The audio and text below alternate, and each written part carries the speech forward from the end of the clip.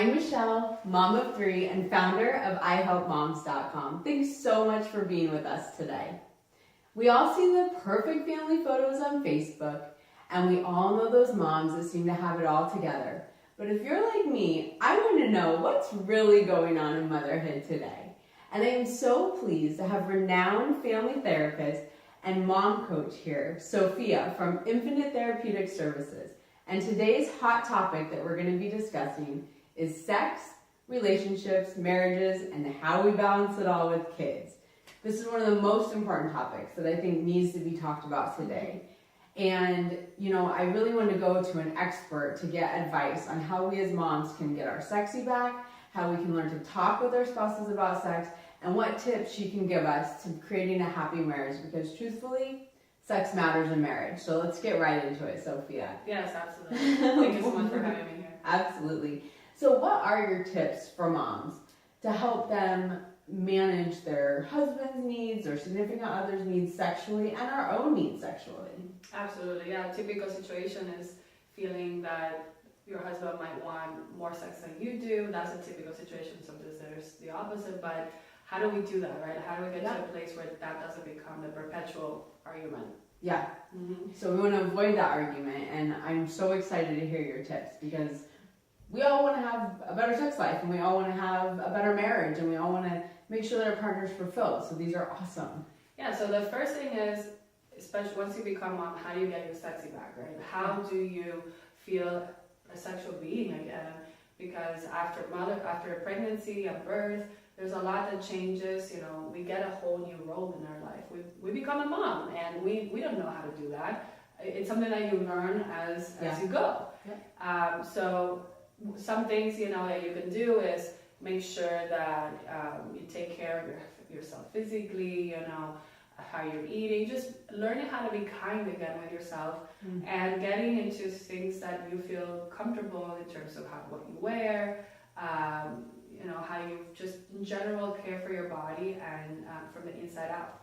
That's awesome. So really make sure to feel sexy again and to really regain your femininity. Take care of yourself. Self-care is super important. Absolutely. And don't be afraid to break out some lingerie or break out with something that you might not wear, your yoga pants. Like, let's do something a little different and switch it up for your significant other and for yourself to feel great, right? Yeah, for yourselves.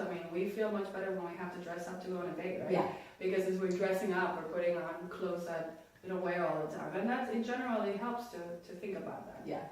So my other question is, how can we better talk about sex, our needs, our desires, and how do we bring up that conversation with our significant other, and why is it important to talk about it? Yeah, absolutely. It's very important to have open and honest conversations about this topic. So if you find that there's tension about this, or it just seems like it's the big elephant in the room that nobody's addressing, put it out there as a conversation of discovering each other's wants and needs in a relationship.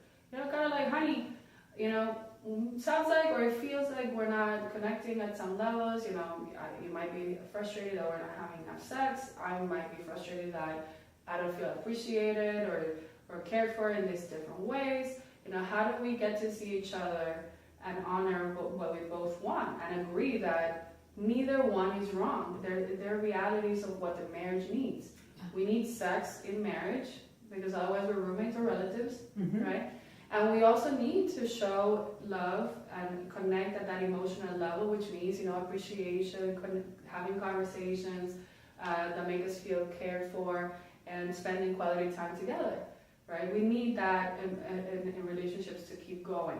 So having that conversation right like that, honey, let's talk about our needs, our wants. It's very different from saying, why are you always fighting with me about sex, right? It's a different approach. Yeah, I love that. And I think, in my own relationship and in a lot of mommies that I've talked about is that if you can broach that subject in a caring, loving, compassionate way, not in a defensive way, I think you will just be so happy about what you find out about your significant other, because they're bringing so much clarity to how we can give 100% of ourselves to another person. Absolutely. To really make our relationship reach its full potential, which is so important. Absolutely. So thank you so much for these amazing tips on really how we can stop arguing about sex, how we can learn more about ourselves, regain our femininity as moms, and really create a great sexual relationship with our significant other, because it does matter, like you said. Absolutely. So thank you so much for being here. Check out our full blog on ihelpmoms.com